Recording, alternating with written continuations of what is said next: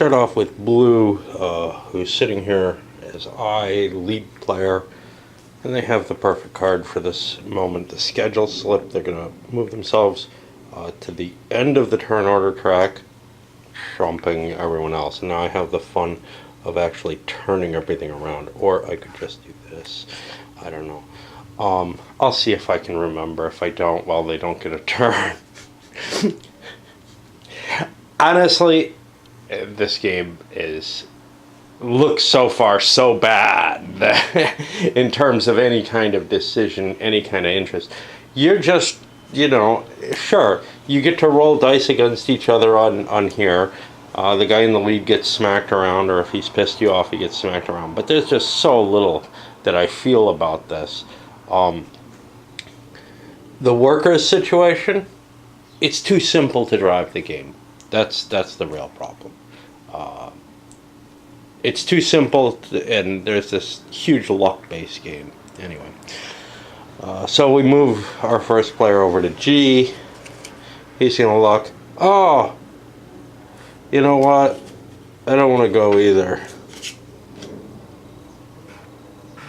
I guess I really didn't shuffle very well. These cards are very they don't have a lot of bend to them, a lot of zing like a poker deck does. And whenever that happens, my cards don't get shuffled as well. It's one of the things I have a problem with the Designer's Edition GMT cards. They tend to be very stiff and sturdy. These aren't particularly stiff and sturdy, but they also tend to not shuffle well.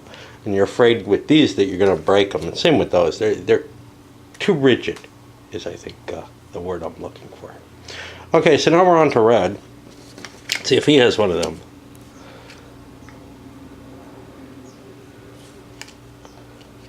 This looks like a useful thing to keep in place.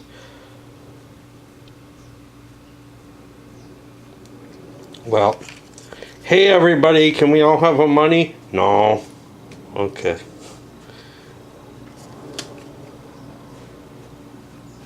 Here, lose half your money. No.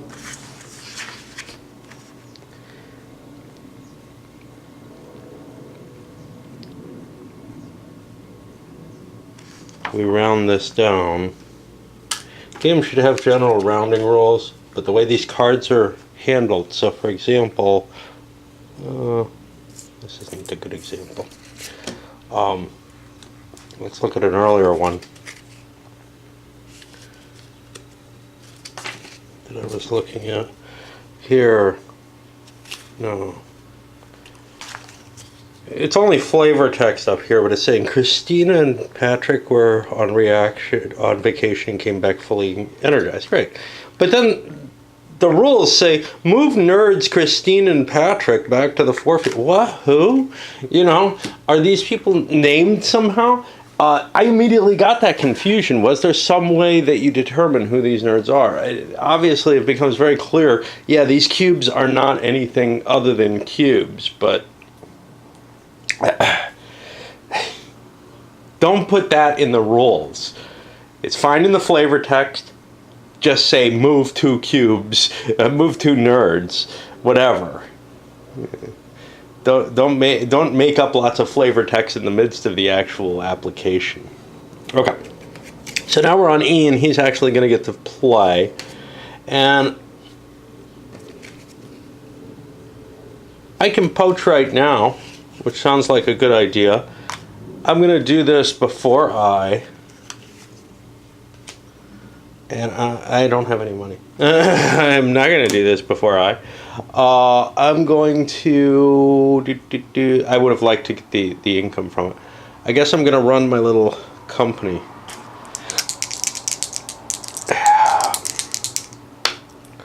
And I move forward a space. I get my cube. Oh, I may move forward more than one space. We've got things now. I move forward 2 spaces because I have a nerd. I get my 2 cubes for money. And I probably want to spend these. I don't want to do my poach yet because I can get my 2 folk this way. Oh, hold on. I'm E. I gotta find it. I actually get 3 money, so I will poach. right? And no, I'll hold on to that money. I'll poach with another company. Okay. So I'm over here. I have no idea what's going to happen. 1, 2, 3, 4, 5. I'm going to buy 2 nerds. And these go down here on the unvested side of things. Okay. I need this in front of me. User loss. Let's roll and see what we do. And we get a 2. We'll of course hit the top guy. We can only hit them each with 2, so you know.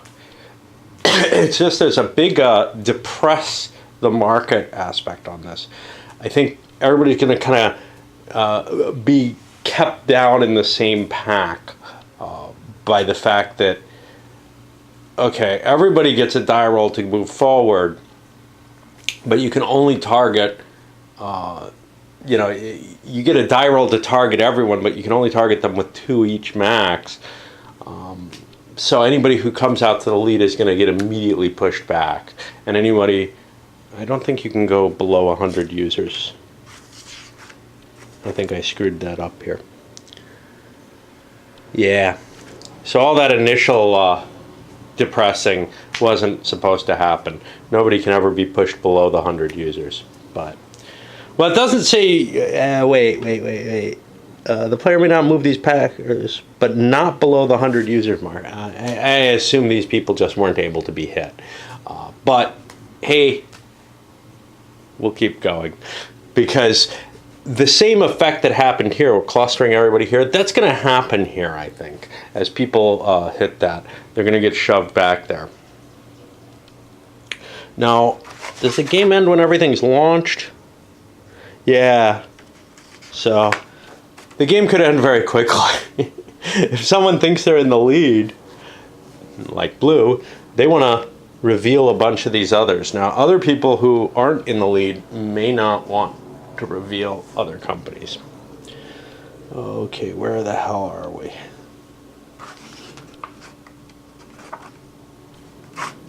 There. We'll go to F. That's brown. Brown. F. Oh, E wasn't necessarily red. F is red as well. Okay. So I want to roll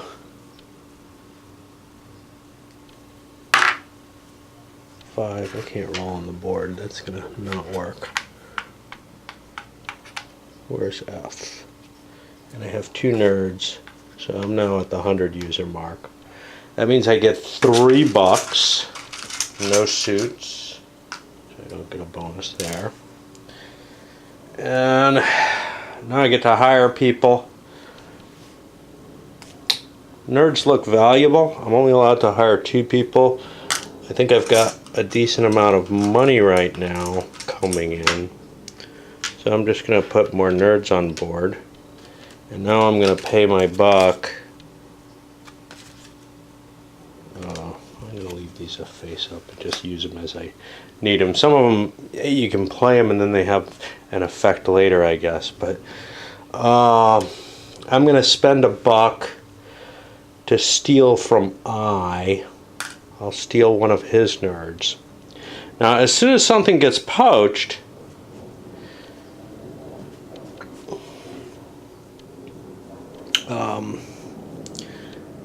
it starts out in the unvested space. So that's a kind of cool card to hold on to in the sense of it'll be worth more later, but you just want to flush through your cards in this game. There's no reason to hold unless something, you know, maybe there's some tremendous card that has some value for holding.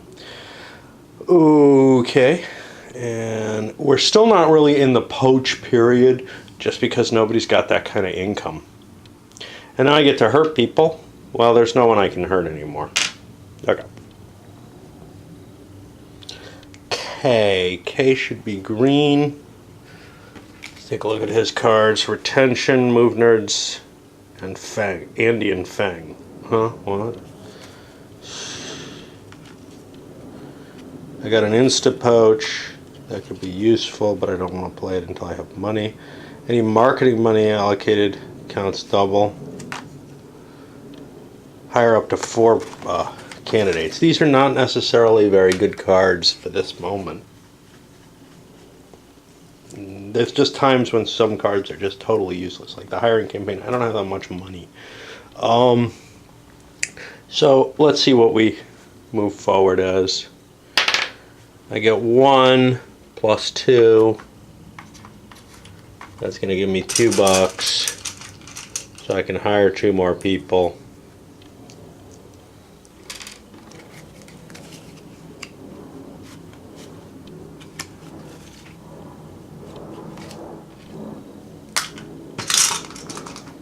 More nerds. Upgrade my total technological production. Okay, we jump over to B, and I'm gonna just pull away again. I just don't think there's anything that interesting to look at. I held on to that boom, which produced $2 per suit, and I had a couple. Well, ping. I had a couple of suits here. I ended up and some stored money. I ended up saving up enough money. I'm buying myself a super nerd, and he goes over here. He's going to count as 2 nerds for both my companies, and that's kind of cool. And I have another $1. I'll buy myself another nerd too. You want to get as many employees as you can kind of afford, because they're going to crank things. The only question is distribution, but you can redistribute at the end of the turn if you end up strongly unequal. I could have gone poaching, but that's just a waste of money. There's plenty of labor out here. It would allow me to buy more things, but compared to buying one of the executives, it seemed like a bad idea. How late some of the players were able to go in the turn, they ended up not getting hit by any of those bad cards or by anybody else's user loss activities. So they managed to actually gain a little bit of ground for now. As more of the pack catches up, it becomes less obvious who you want to hit. But man, there's no way to get ahead in terms of, I tried looking at, well, what if blue got a big nerd? They went with a big suit instead, because that'll at least make them a couple extra bucks for each of their products. But the big nerd is generally more attractive because it shoots you, a couple spaces up with each product. You could say the same about nerds versus suits in general. Nerds build, but what they build can be torn down is the problem. So if you're in the lead, there's no reason to get in the lead on this track. If you have an advantage, you probably want to invest it in suits rather than nerds, because the nerds, whatever they do, it's going to be buggy or something, right? But we're running kind of low on nerds as I'm beginning to realize their value, and everybody's kind of been grabbing them up to actually produce product instead of just manage nerds. Now we have competition, so we have 2 going on. This guy used a marketing spend to throw an extra $1 into social networking. It increases, his chance of getting that moved over. Now, nerds count for +1 each and +4 for the big nerds. So the big nerd doesn't have to be on the company. So that's 3. And that's going to be +7 for him on social networking. I'll do this one first. So I end up with an 8. Over here, there's just 2 nerds. 9, 10. He's got the marketing money in here. And there's one other social networking, which is only +2. He's automatically coming in second. So it's a +5 -5 relationship. G goes up 1, 2, 3, 4, 5. And C goes down 5. Nothing new was revealed in this at this point. Okay, and here's the thing. Once you get up to where you can release stock and make a lot of money off of it, there's no point in it anymore because you're making so much money, I think, that there's nothing that eats up investment that much. Sure, you can hire lots and lots of, you can poach lots of employees, but that just doesn't seem economically all that feasible and not a great reason to release a bunch of stock. And there's not really anything else that uses up a lot of money. Marketing, it could be pretty big, I guess. I don't know. But you are able to just kind of produce your product for free, which is a great model, I guess. Okay, now we have the e-commerce, and this guy's at +3 because he's got the marketing in there. That puts him at a total of 8. Let's see who else is here. He's at +4 with all those nerds. Oh, I gotta keep an eye out for big nerds. That's a problem. He's at 10. And he's at +4 for all his nerds. And he's got a big nerd, so he's at +8. So he's at 13. So I think it's first, second, third. I can't remember for sure because I have very bad short-term memory of that type. So that's going to be +8, -3, -5, +8 for player B.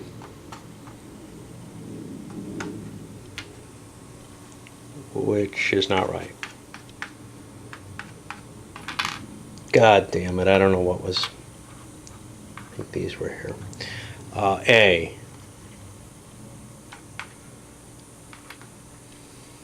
And -3, I think, for D, if I recall correctly. And -5 for I. And this is not limited, 1, 2, 3, 4, by the 100 users thing. Now we do vesting, everything's going to move forward. People throw their cards, draw new ones, and drop their marketing for the next year. And you can see that marketing I threw in, totally valueless. It's much more important to have, you know, a bunch of nerds on hand. You can't win the marketing race. And you're beginning to see kind of this interesting dynamic. It's not a completely pointless game. An interesting dynamic between, you know, what's worth getting, but more and more it leans towards you want lots and lots of techies. And you don't really... Everything else is kind of more questionable. I mean, for the guy who was in the lead to get sunk so far down by the competition because... well, it's because he's got all his nerds over here and he didn't have a big nerd or anything. But even with marketing and everything, he couldn't sort of he couldn't compensate for his shit product, is what it turned out as. All right, I'm gonna finish out the turn, I guess. Since Instapoach only said you only pay money, but it's only one money. Okay, so the make worker in dark. Does that mean... See, worker is not defined. Is a worker a cube, or does it include the big nerds? It is only a cube. It is defined here. Okay, so for $1 though, I am going to steal, since yellow is kind of in the... Well, no, pink's in the lead here. I'm going to steal one of their least vested workers. Put them on my own stuff. And I've been rearranging my nerds around. It doesn't feel like the suits matter where they are, to tell you the truth. Except in terms of, I guess you could kind of plot when you get your money. You could get it earlier by putting your suits in particular places. Because you have an idea that you'll be forced to play late. I'm not going to rethink that for the guys I've done. But let's take a look at what I'm thinking here. So K and L. L is at a platform, a plateau. They're fairly safe right now because they're not revealed. But they don't necessarily have to move forward. Whereas K has a little bit more room. I want to move forward. I want to speed up K's production. I think my deployment's pretty good there. Let's think about what the managers, the suits, would mean. K is going to go after L, so I want the suit over on L. That's the chances are. It may not be guaranteed. Okay. And I don't think blue's done one either. I'll push these forward as well. Let's think about theirs. I and J. They're both kind of even. So I want to throw another worker over into I. Actually, because I's in competition, I want the preponderance of my workers in I. I don't think it's that important what my position is at this time, because people are going to hunt G and A before they hunt me now. Alright, I think I've worked my way through. Now I gotta figure out any marketing money. Well, marketing money turned out to be really shitty. This is money better spent on nerds. I'm gonna hold on to my money and not use it now. With cards, it can be useful to slide it in at the end, I guess, but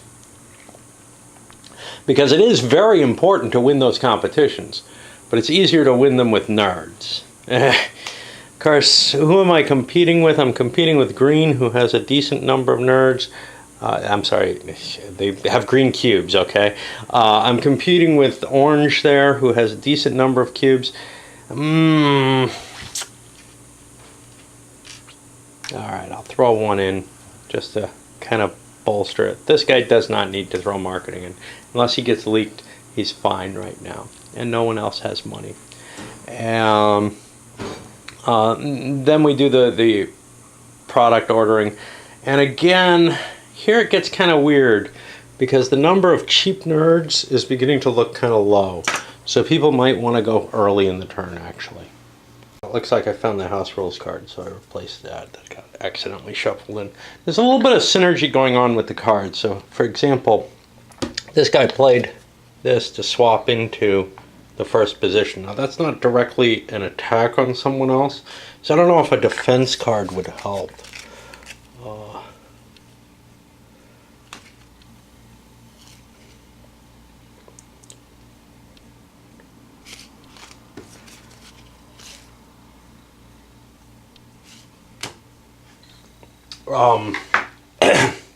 I'm just making sure I'd seen those.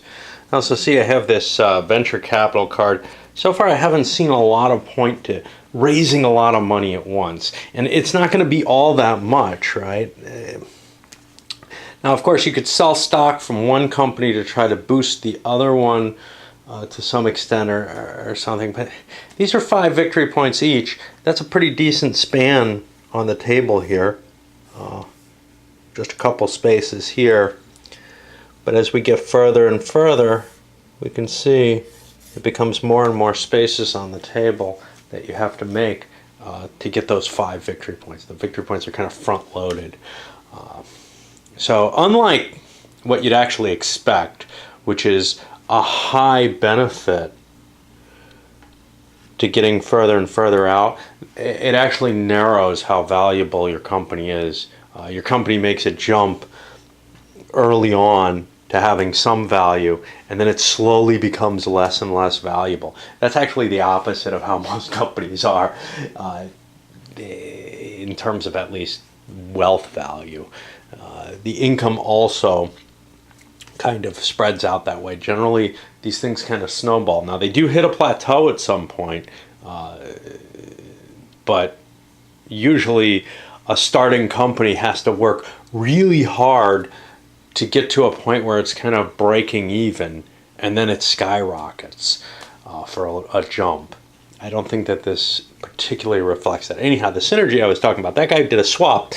I rolled to see who got it. But this guy's also going to do a swap. I'm not sure which company he wants to do, but he's got this crash, which allows him to total revenue per product for his products won't exceed 6. So he's not going to get a lot of money, but he gets a lot more hiring. 2 workers for 1 money, up to 4 per product.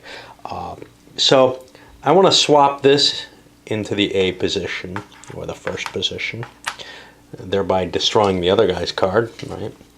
Real clumping here. And then this is going to be in play And, well, nobody else has anything they can do. I don't think a defense card helps in these cases, though. So we open up with Rolling for Adoption. The reason I picked that one was this one's got a chance of being able to get more workers. So my adoption is 2 and 3, 4, 5. 5 techies. And now I make 3, 4, 5 bucks. And I'm limited to no more than 6. So this was a good point to have this. And now I'm allowed to buy up to 4, hire 2 workers for 1 money, up to 4 workers per product. I'll grab the 4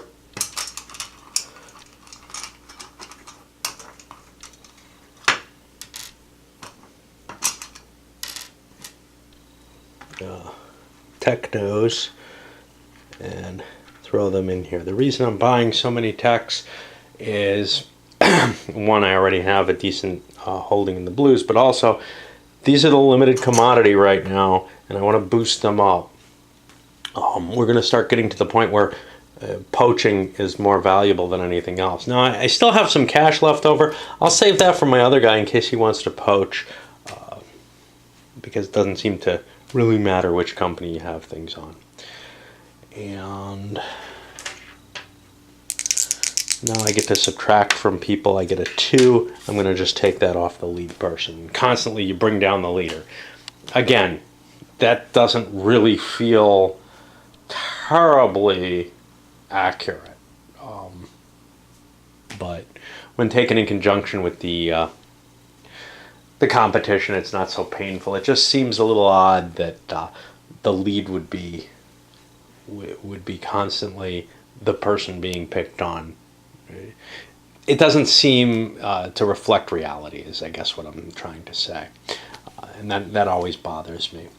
But that's the nature of these kind of games. You're always, if you have power over things that you wouldn't actually, like the ability to say, oh yeah, Facebook sucks, if you have the power to spread that in a way that doesn't seem reasonable for these companies, yeah, then you have that advantage. All right, and then we'll move onward. After some more screwing around with red, I guess they're red, this orangish, brownish thingy here, able to actually push some of their pieces far ahead. They've got an unlaunched product way in the lead now, and nobody can do anything about that, which is kind of cool. Blue grabbed themselves a bunch of money, and they crashed. Now they've got huge quantities of money, but there's almost none of these left.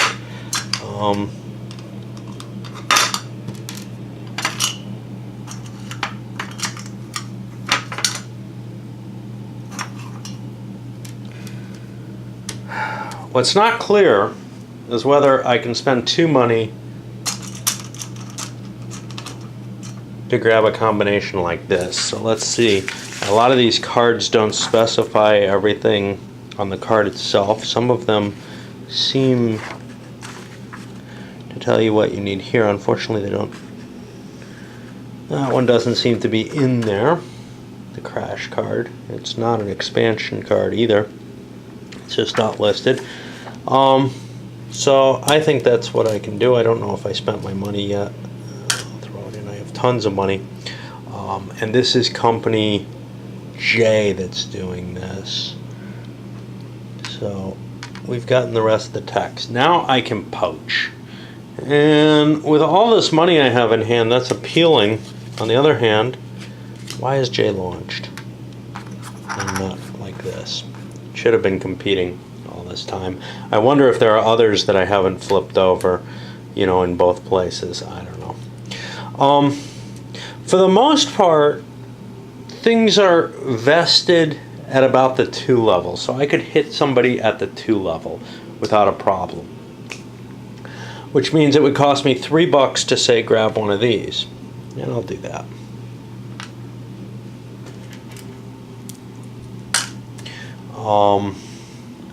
I don't know that I want to spend a lot more of my cash at this point.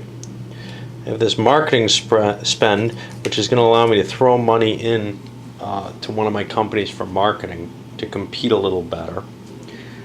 I'd like to have gotten a big geek, but I don't really, not a big suck geek. It's from a different game. You know, it's kind of hard to make this determination as to how much I want to spend, but I could actually improve these guys, right? This is the time when you do it, where you do the retaining and pump people deeper in. So I'm going to spend $2. Well, there are a lot of 2s out there, so I don't think this is going to get poached. I don't think my suits are going to get poached at all at this point, so I'm okay holding off right now. I don't see continuing to up their wages for that. So now I get to strike people, and I get 3 hits, and I'll of course just drop the leading people that I can hit. That's generally my tactic here.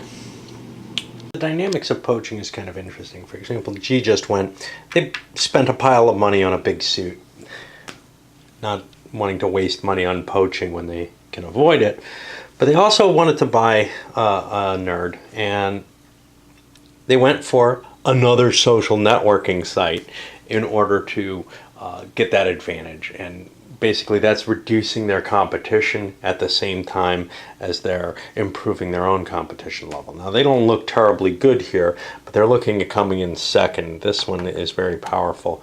Picking on that one wouldn't do much good anyway, and this one was a little cheaper, so it worked out well. That's the kind of decision making you're going to be making constantly here is, well, who do you want to hit? Do you want to hit the leader? Do you want to hit the guy who's, you know, competing with you? You got to make those kind of choices continuously, and it is kind of interesting there. There's no question that.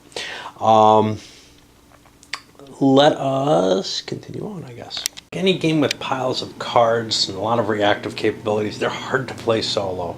I find myself forgetting to play these product failures I intended to play. A couple of them I had face up to try to remind me. There were a lot of them on the board, and you know, I just get sloppy, and interactive card play games where you have a lot of interactive activities, I tend to have a lot more trouble with. So that's, you know, a negative to playing solo, but who's going to play this solo other than me, right?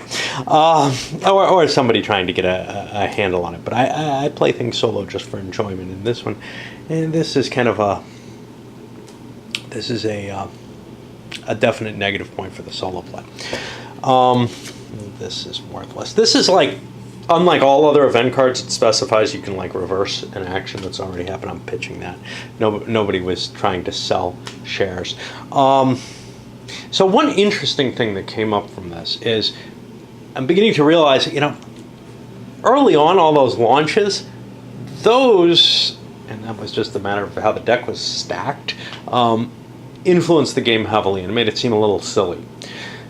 The basic feeling that's supposed to come from this is, as you approach launch, you have to worry about preparing yourself for competition. Preparing yourself for competition is hiring a whole bunch of these dweebs. And how did they all end up there? Shit, I don't know. Maybe they didn't move down enough.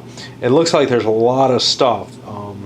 I don't remember. I know there were cards that allowed people to hire on more stuff, but this looks really suspicious, like some people didn't invest last turn or something. One thing that we have been seeing, though, is poaching to a large extent, too. You look for your competition and you poach their stuff, improving your own position, getting more. And this is the one thing you'd use your cash for is, geez, you know, an extra $5, that means I could poach maybe an extra couple workers or something. Might also be worth retention policies, drive down those vesting markers. Nobody's gone into a lawyer yet. Once you grab one, well, it's you know, you're putting a threat on everyone, but mainly it's a defensive block against other cards, a way to prevent yourself from being shot at. and that might be an appealing thing. Someone here had an interesting card, which he's going to get rid of. The executive power. You can hire or poach a second big suit, so you could actually end up with two on one side. I haven't gone through the competitions yet. They're getting more and more complex here. We're going to see they might actually drive somebody into the launch phase. Let's take a look at what we've got.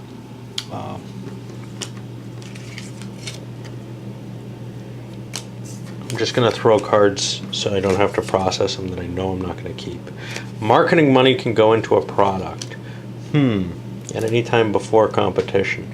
So he's got social networking and e-commerce, and he's fairly decent at both, +6 on each. And what's he facing? And here you have to start looking at the entirety of the world, and it gets more complex as more people are there. This is 4. This is actually 6. E-commerce looks the more dangerous of the two. So I'm going to throw a couple of bucks into e-commerce with this. Nobody's going to keep product failures for an extra turn. Those don't seem terribly valuable. This retention I want to play, that's yellow here. He can retain suits Johnny and Lance. Now, it doesn't specify between suits and big suits, but we'll just say that suits doesn't include big suits, I guess. I don't know. Keeping a defense card. How is yellow doing in the game? They're not way ahead. I'm going to pitch this. Well, I'm not sure I'm going to pitch it. I'm going to leave this here because I may or may not choose to pitch it. Okay, let's take a look at the e-commerce because that's my first one here. 2, 3, 4, 5, 6. He has nothing big. He has +8. So he's going to be a 12. Here, +3, +5 because he has the big nerd. That's going to give him an 8, and I'm going to have real trouble remembering these numbers, and I would no matter what, right? If you're sitting at a table, everybody's got to remember the number they got. So it's 12 and 8, and now here 4, 5, 6, 10. So it's going to be 1, 2, 3 among the e-commerce, and that's 8, -3, and -5. So I goes up 8.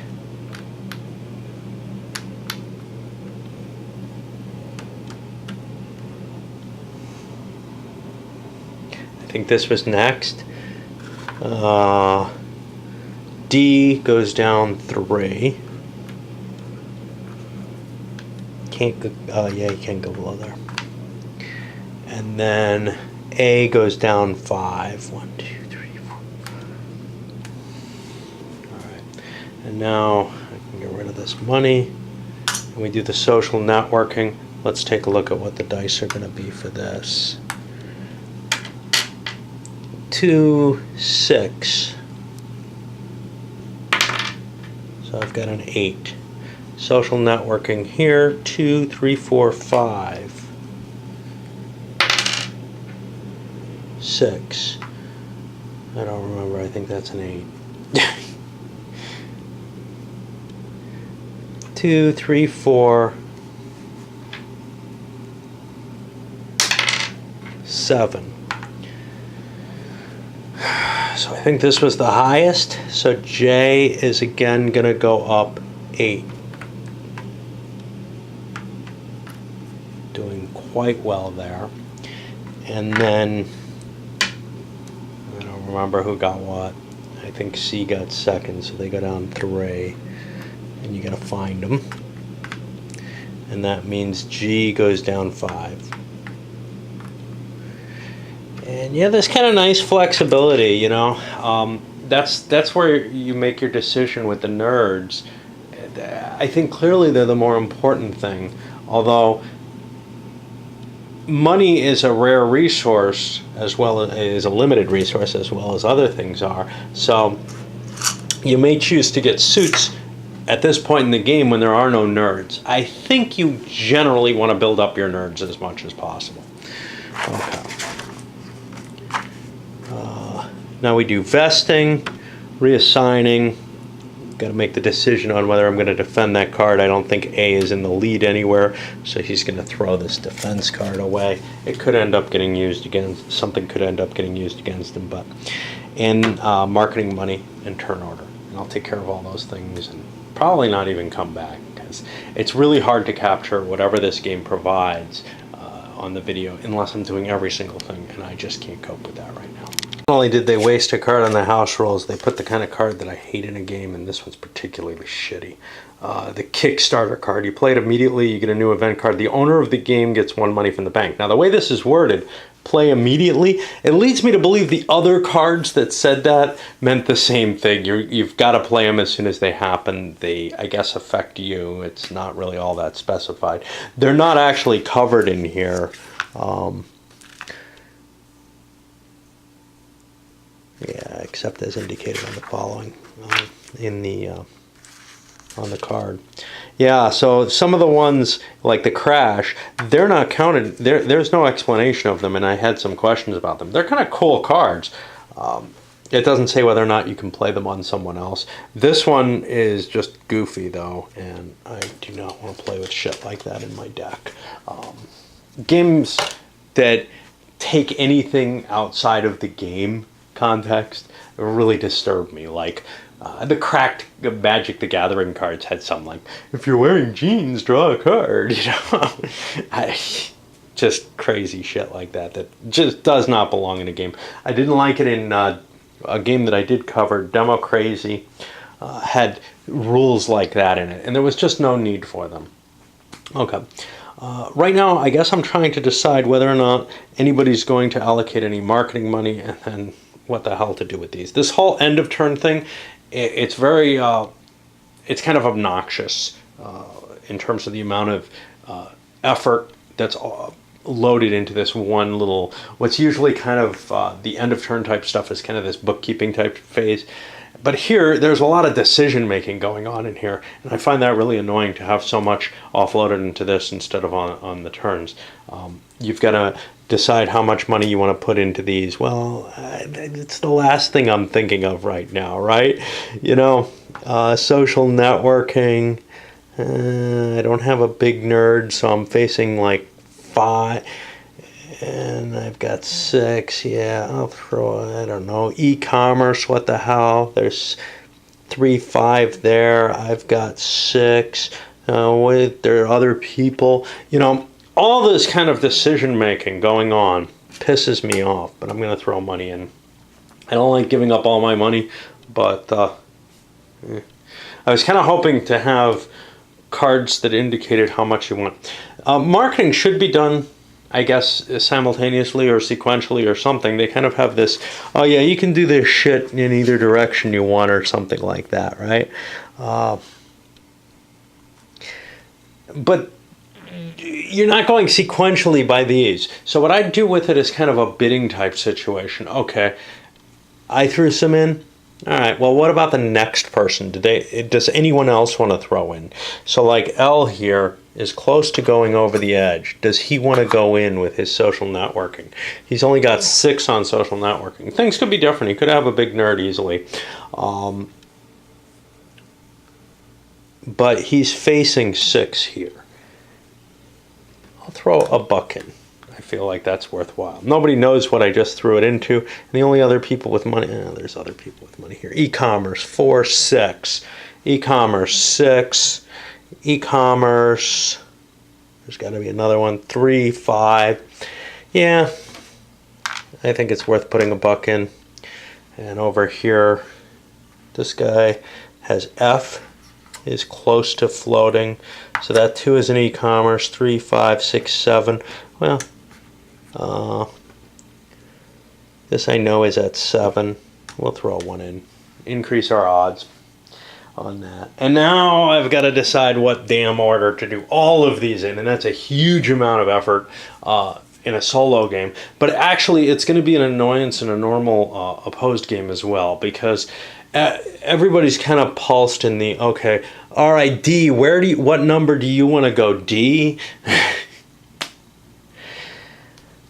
There's a lot of suits left. I don't see much reason to going early.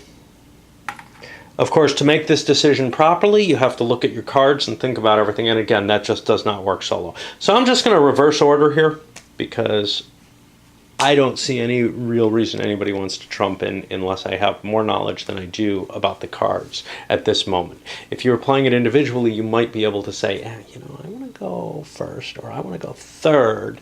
You might be able to break the trend a little bit more. But I've got no idea how to make that decision without looking at all the cards and thinking a lot more than I want to in a solo game of something like this. There's an interesting card here which can be used multiple ways. Red is going to play this. A couple of people have them actually. Again, we've got kind of a concentration of certain types of cards. So hiring failures have come out and these attritions. 3 people had attrition. Red won or lost the die roll. They want to do it. The question, of course, is when you want to do it. What this does is, and it's not well expressed here, you basically have to look up each of these cards in the rule books because many of them are not adequately expressed in the card itself. Move 25% of workers to a different company, maximum 1 worker per target product. I'm going to play that on green, who's just got an L here. Now, what that's going to do, assuming it gets off, we don't know if green has nothing that'll counter that. Is that's going to mean there are 1, 2, 3, 4, 5, 6, 7, 8 workers in L. 25% of 8 means 2 have to go away. And they just leave. Now, the question is, what do I want to do? Well, I'm going to be breaking through a launch no matter what I do here. So I'm going to get rid of these suckers. And now where do I want to put them? I kind of don't like putting them on red, but D is orange, so I'm going to give him 1. And H, so we got a couple of purples and a yellow. Purple being behind, we'll give him 1 as well. So this is one case where suits, actually, it matters where they were actually located. Largely it doesn't. I thought this was going to be more impressive. It looked like there were a lot of people there, but there really weren't. So had these not all been able to spread out among other companies, they would have ended up going in the tin. And my hope was kind of, oh, there'll be some green ones in the tin for red. That doesn't really work out that way. And now the question is, well, does somebody else want to do something to them? Because there are other attritions out here that people could push forward. There are other things. The scandal gets rid of the big nerd for the turn. See, green's in the lead right now. Red is next with F. That's their color. So, I thought this was going to be kind of impressive. Let's see if people want to hit him some more. Yeah, orange wants to hit him as well. And we're going to hit him with another attrition. That'll be 2 more laborers, 2 more workers. I might as well get rid of my most vested people. Where do I want to put them? Well, I'm definitely not going to give it to orange this time. I'll give 1 here to purple. And do I want to give 1 to yellow?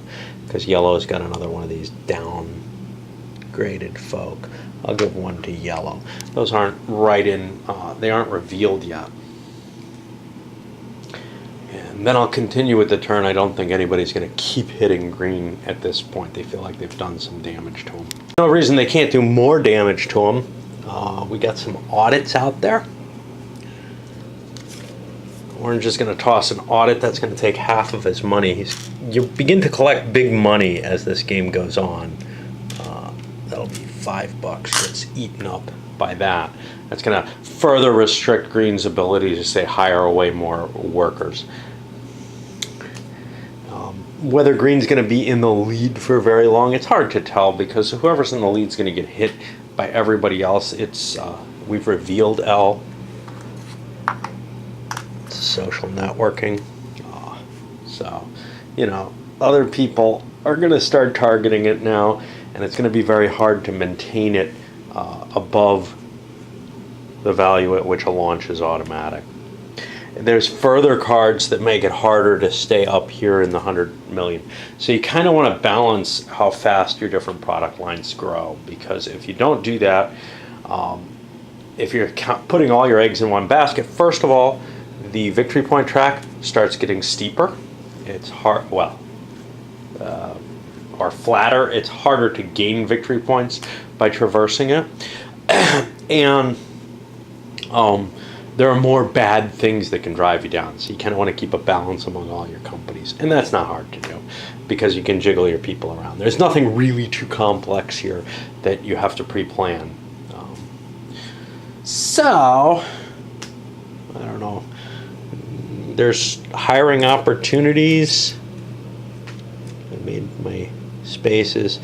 I think I'll spend money getting a couple of these guys just because it's worth improving what you kind of can do cheaply in terms of laborers. Now I only have $4 left. You know what? I could have bought a big green dude, but there's people who aren't in terribly good shape. So this guy is only going to cost us 2 to poach.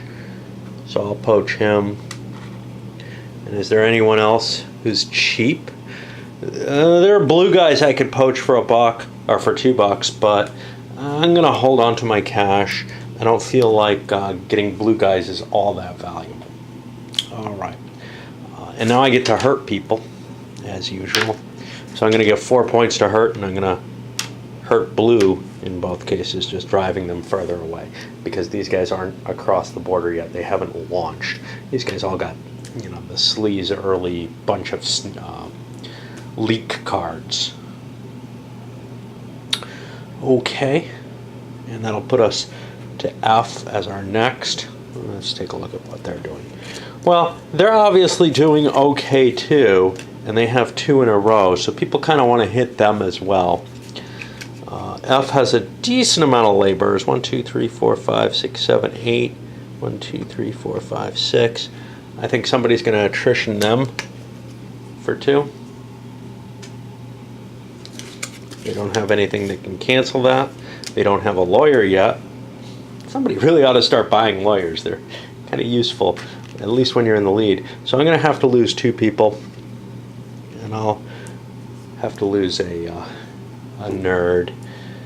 And where do I put them? You know, it's my choice where to send them.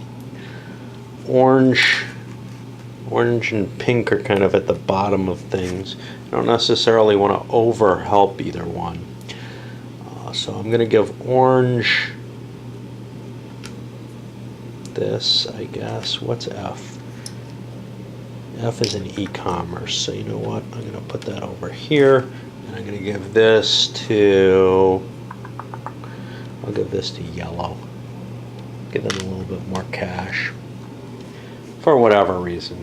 You know. Well, yellow's the one who played this card. I don't want to help them. Let's give it to pink over here. Although they're going to have good capital gains. Anybody else got anything bad to do to me? Yeah, somebody could knock my nerd out. I think there were things that did that. Hiring failures prevent any hiring. No, is hiring... It is not managing employees, it's just this part. There's not a whole hell of a lot of value to that, but I could knock somebody out of that. Anybody else got anything bad? Yeah, people have the hurt the nerd card.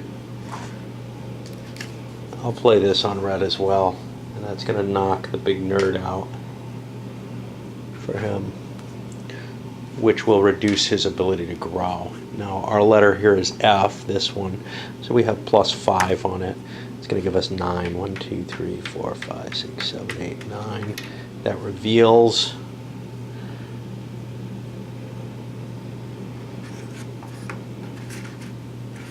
This e-commerce.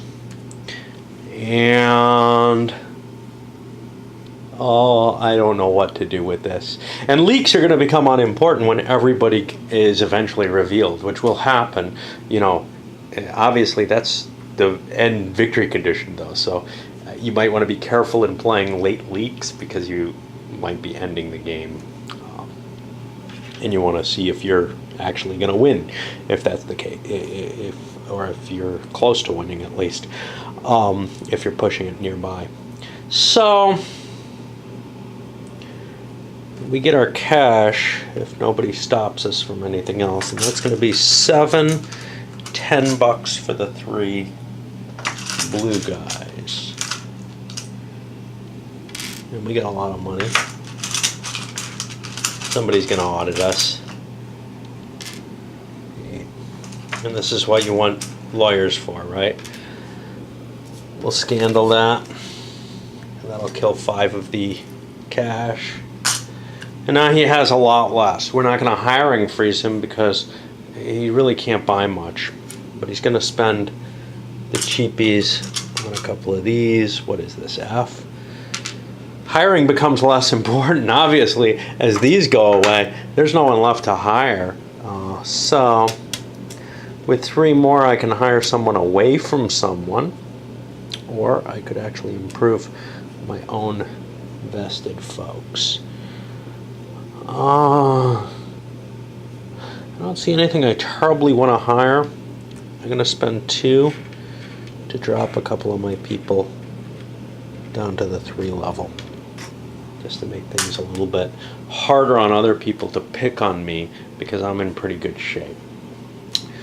And now I get to hurt people. And I get to hurt 4 points of people. Well, there's 2.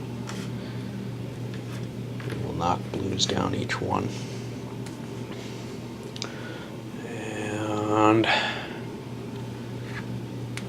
you know, you're seeing some of the mechanisms in play, but I don't want to just video the mechanisms as we go through. So, I don't know. We got a second one with him here with E. Let's do that. At this point, he's got a lot of his cards. He's got 2 hiring campaigns. He should have played a hiring campaign, but get more money. Because these don't stack, right? They each say hire up to 4 employees for the product. So I wasted an action by not buying that. On the other hand, getting more suits isn't necessarily that helpful. So we kick off with E. Anyone got anything they want to do to E? I get a roll of 1. E's got +4. The nerd doesn't count, remember. He didn't count for either one. So that's going to be 5. 1, 2, 3, 4, 5. That keeps me low. I collect cash. There's no suits there, and no big suit on the entire company. So I have less money. 2, 4, 5. Throw. I'll do a hiring campaign. And at that point, somebody's going to do a hiring failure to prevent me from buying any. This one trumps it. So there goes that. Well, now I have enough money that I can 3, 6. I can't get a big nerd or big suit or a lawyer at this point. But I can try to poach someone. If I'm going to be coming over, I would like. So it's $3 for each from the 2 range. Who's my main competition right now? I would say green is.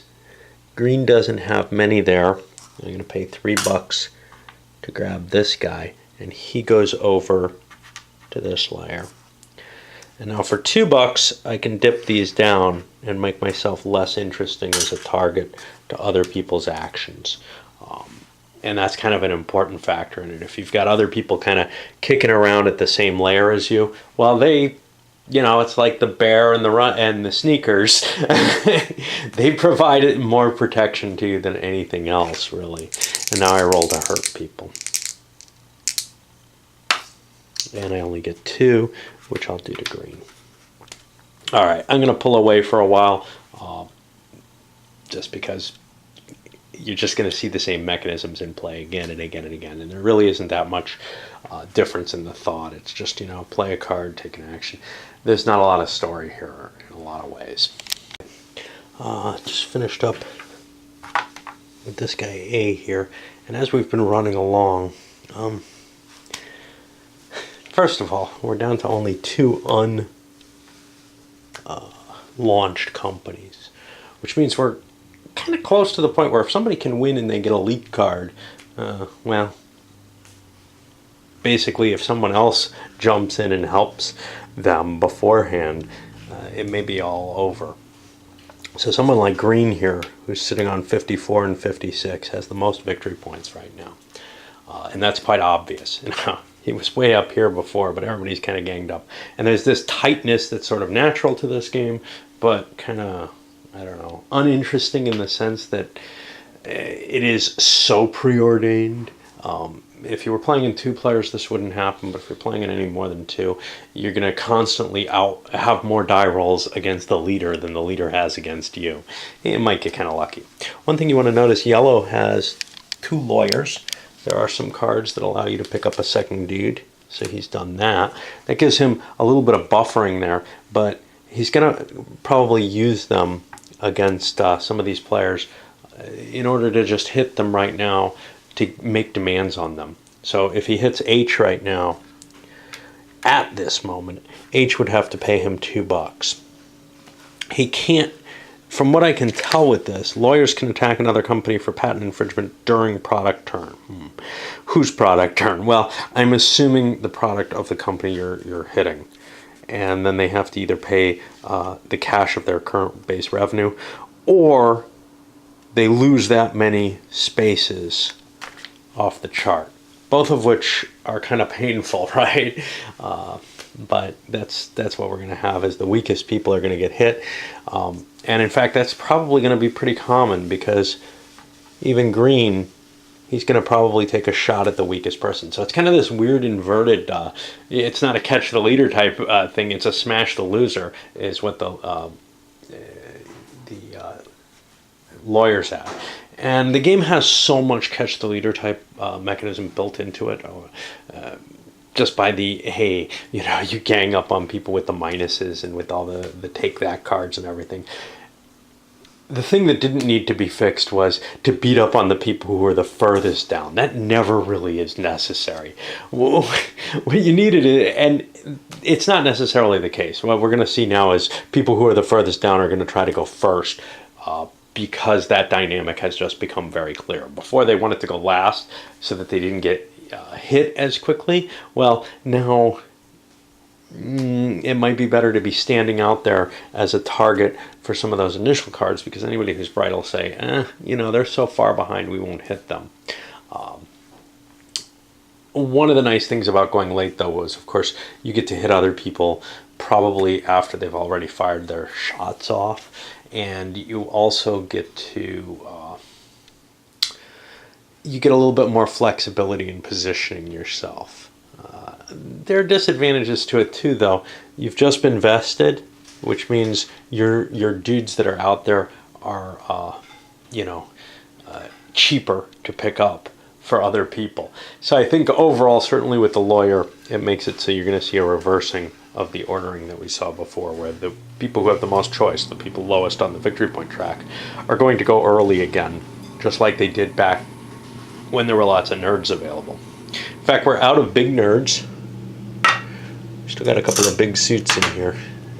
Suits just aren't as valuable overall, I don't think. So I'll finish up this circle around. And the first use of a lawsuit here. Yellow fired a shot across Pink's bow here. He didn't have his lawyer yet. Just to drop him, 4 spaces. He was over here. It was either that or pay $4, and well, losing space isn't that big a deal when you're behind, in a sense, because even though the spaces are worth more, you kind of can't make it over this line, and there's sort of you're going to have to get all your nerds out of the company to try to prevent that from happening, so that you can maybe try to score lots of points with your other company. I don't know. It's a hard balancing. And here's the thing.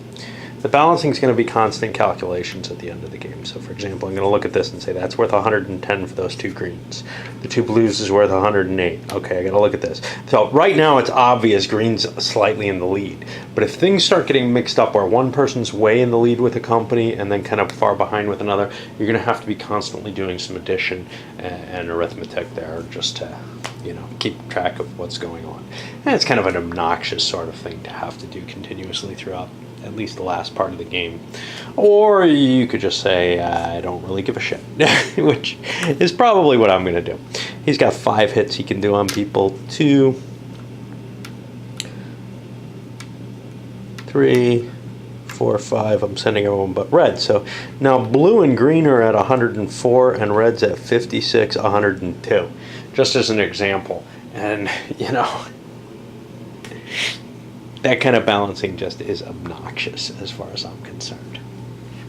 We're in a position where the final guy just went. This is D, and he advanced to here, a crappy position, and now we got lawsuits going. We'll see who gets the first one off. Everybody's got to chime in at this point. Odd, even. Oh, we got 3 of them available. 1, 2, 3.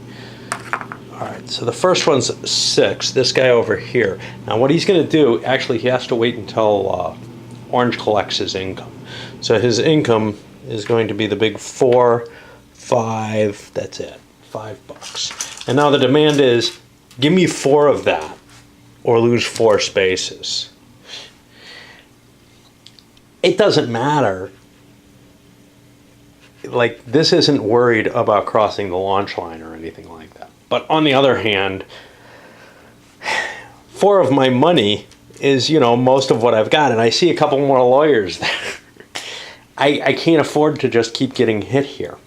I do have a lawyer here, so I'm going to counter that first. Oh no, that's another yellow. That's a yellow lawyer. So who did this one? I don't remember.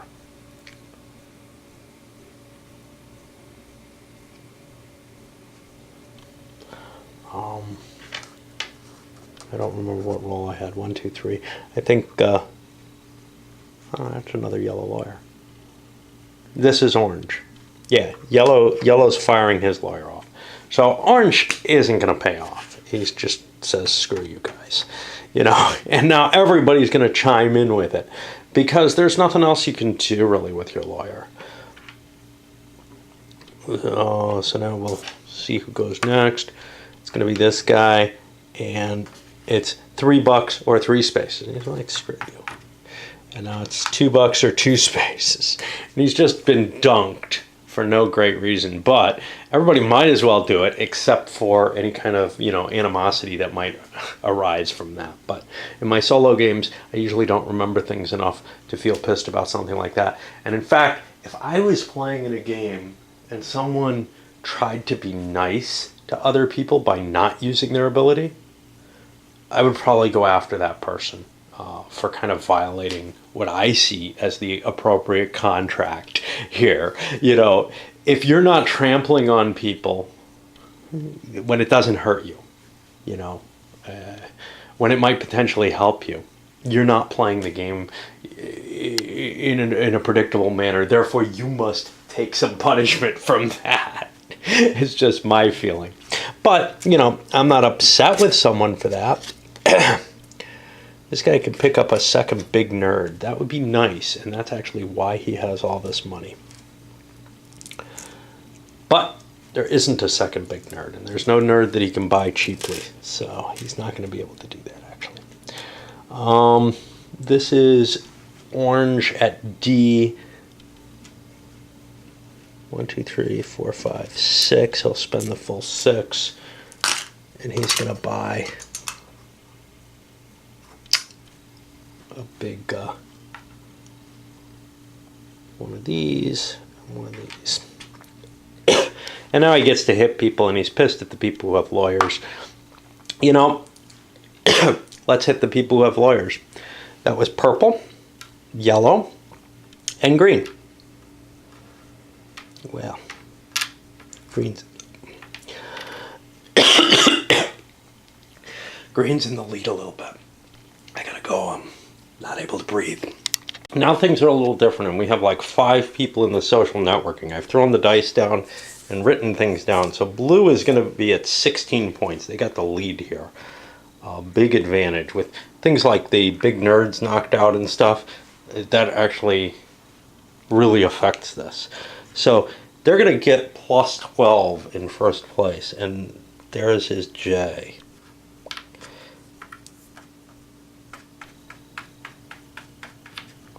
Now we got to look for second place. We've got 2 9s, green and purple, and we'll roll off between them. Purple is going to be second place. They go up plus 3, and that's G. Green is L, and they'll be getting minus 3. See how big a difference there is. I kind of wish ties, you know, didn't get resolved by a die roll, like I kind of split for the position or something. You'd average the two together, plus 3, minus 3, well, we'd both be 0. Fourth place is going to be minus 5. That's red. Red E. Now, not all of this, but a decent amount of this is actually based on a die roll, right? And that means there's significant chance for some randomness in this, and that randomness, it can really be the deciding factor in the game. We can see how far he got. Now he got a good roll, but he also had a lot of benefits here that he was sitting on with 1 2 3 4 5 6 7 8 points added in.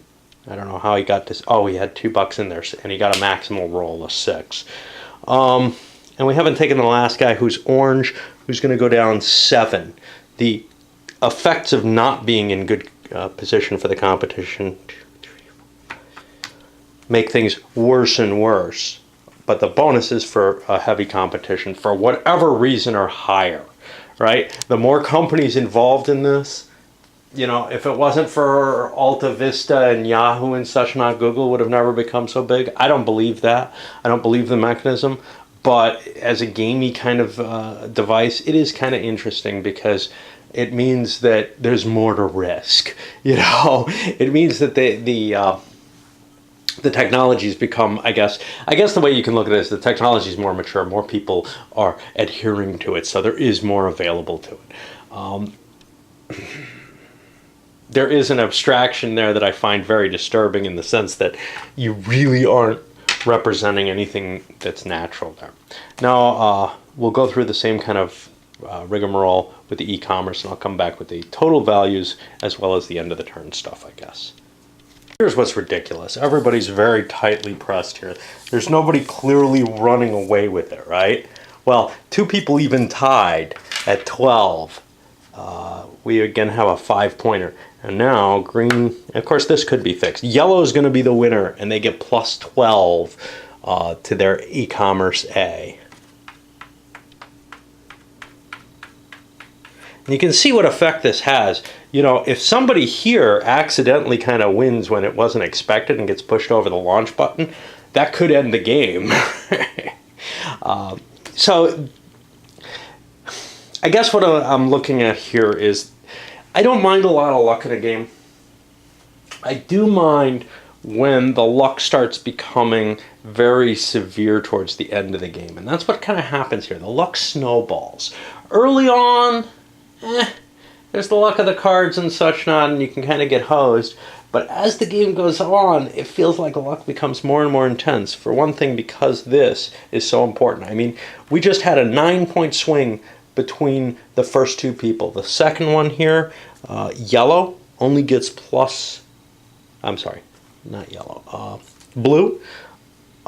green only gets plus 3, and he had the exact same value. So K goes up 3, right? And now, right now, 72 and 44 is 116 versus 56, 98, right? You can see somebody who was not in the game a little while ago is now in it. Why? Well, because they had a shot at this, and even though they only tied, they still got the whole benefit of a first place finish, and that first place finish is devastatingly powerful. So even if you're playing the game at all closely, it probably comes down to the luck of the draw in the last couple rounds and such. Now, there is a little bit of gaming that system in kind of a positive way, I guess, if you're willing to perform all the calculations and see exactly who's in the lead and everything. I think you can do some things to kind of reduce the effect of the luck on you. For one thing, having a bunch of money left over to pay for the market share at the end. And to play for that and everything. There are certainly plenty of things you can do to enhance your chances. But if everybody's playing kind of well, it is going to come down at the end to a luck draw. And, what your hand is on the last turns, whatever. The one thing that kind of I think of as kind of a saving grace here is that somebody has to push these guys over the launch button. Now, it's going to happen naturally eventually, I guess. But someone has to make that decision. But it might be them. They can't just sit around all game hoping to get their other guy so high up that it doesn't matter, that they're over the launch button or whatever, that the game ends. But it's just that somebody has to kind of expend some effort, and presumably it won't be them in order to lose the game, to make the game end. I guess that's what I'm looking at. Or it will kind of happen naturally without too much effort. But if people don't look at it as a binary win-loss game, if they look at it as placement, if you're this guy and you're not going to win, you're in pretty crappy shape. And I think it probably works better in smaller number of players for this, because you have more companies out there that you're playing with, so that you have more opportunity to run others ahead and keep yourself in the game, in other terms. But if you're not terribly interested if you don't think your chances of actually winning the game are particularly high, you might want to just boost this, not just to end the game, but maybe to get yourself a better placement than you would otherwise. And that kind of defeats, if this game was designed on the, hey, you either win, or if you didn't come in first place, you lose the game. You are equivalent to everyone else who loses the game, right?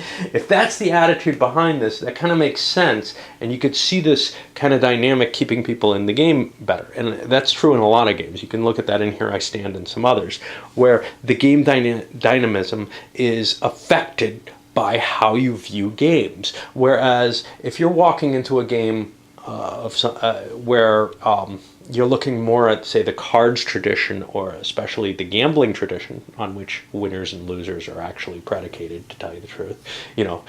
People gambled on chess games, therefore there was a winner, a guy who got money, and a loser, a guy who didn't get money, who gave money. Well, the important thing in that tradition is how much your net value sort of is in comparison to everyone else.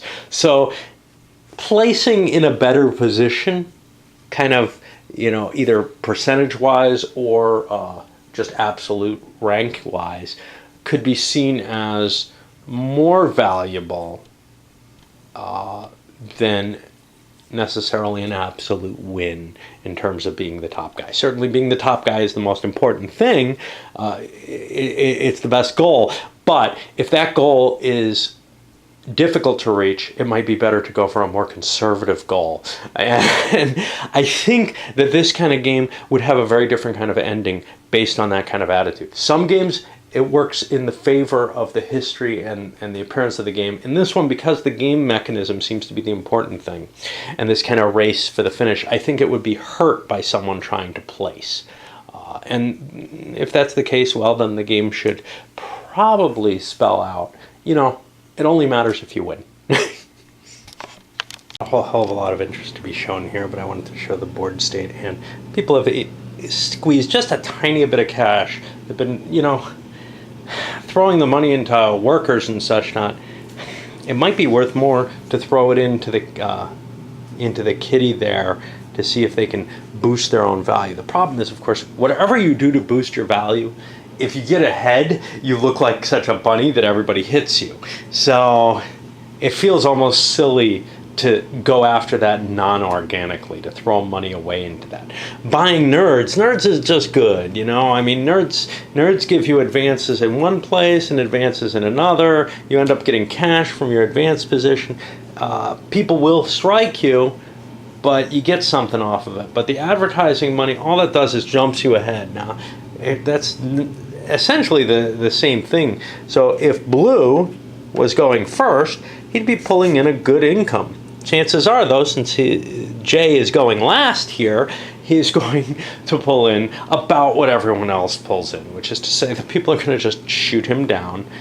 And in fact, he's probably, because he's going so late in the turn, going to end up below other people, because when he gets down to them, they'll have already pushed by him and maybe gained other advantages or whatever. So it's really hard to figure out the dynamics of whether or not it's worth investing in something because of the psychology of the players. Anyway, I'm going to send this one up. Again, it's a long video, but at least it's not an interesting one, right?